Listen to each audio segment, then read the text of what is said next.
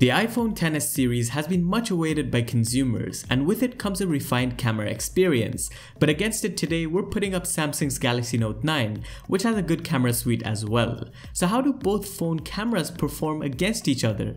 Starting with this picture, it's a pretty simple subject. Here the iPhone gets the colors right while the Note 9 takes a washed out picture, especially if you look at the green in the background. The color of the wood also on the Note 9 sways more towards the red side, which is not an accurate representation. Moving towards a macro shot, the iPhone XS has more contrast to the picture. Because of this, the picture is less bright compared to the Note 9, so it has more detail in the background, which by the way is blown out on the Note 9.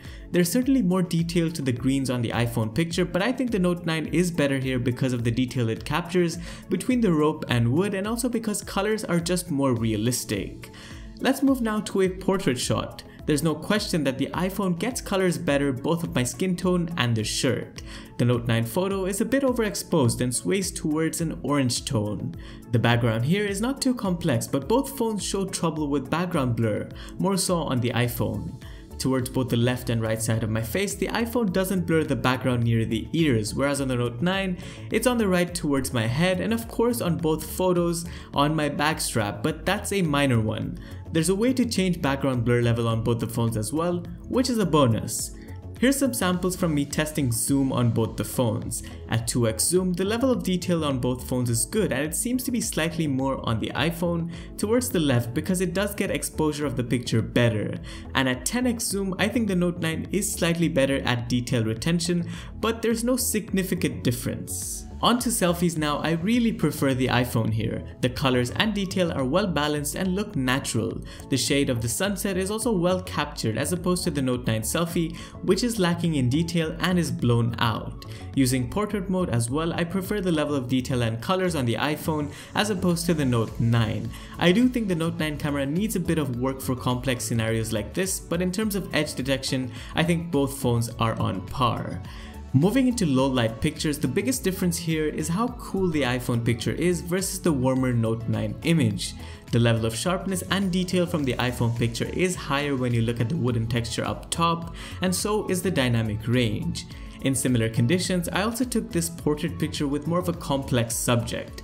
I think here neither phone gets the edge detection quite right, and while I do prefer how the iPhone has the light bulb filament exposed, the Note 9 gets the essence of the scene much better with the pinkish sky in the background. Moving into night scenes, here's one of a mailbox. I do like how the exposure is on the Note 9 picture, which makes it pop a little while the iPhone picture is darker. Neither is a good representation of real life colors, but if I was to choose one of these pictures, I'd go with the Note 9. And in this picture of a beach, once again the iPhone has more contrast to its picture. It's a bit darker compared to the Note 9 picture where its scene optimizer mode was used.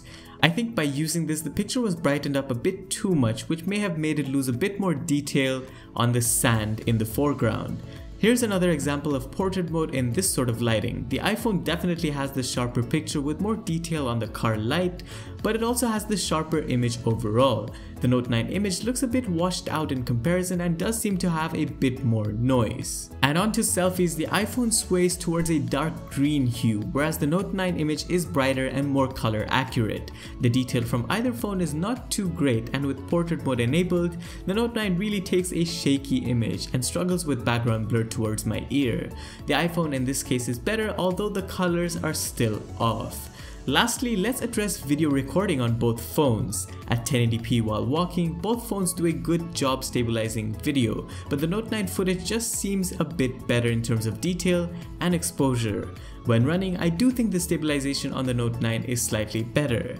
When taking 4K video while walking, the iPhone is better with stability and detail, and when running, neither phone is too great and it's hard to call a clear winner. But that wraps it up. The iPhone XS or XS Max camera versus the Note 9 camera. Which one do you prefer? Leave your thoughts in the comments below and make sure to tell us which phones you'd like to see compared next. Thanks for watching. Don't forget to subscribe to never miss out on a new video, and I'll see you in the next one. Adios.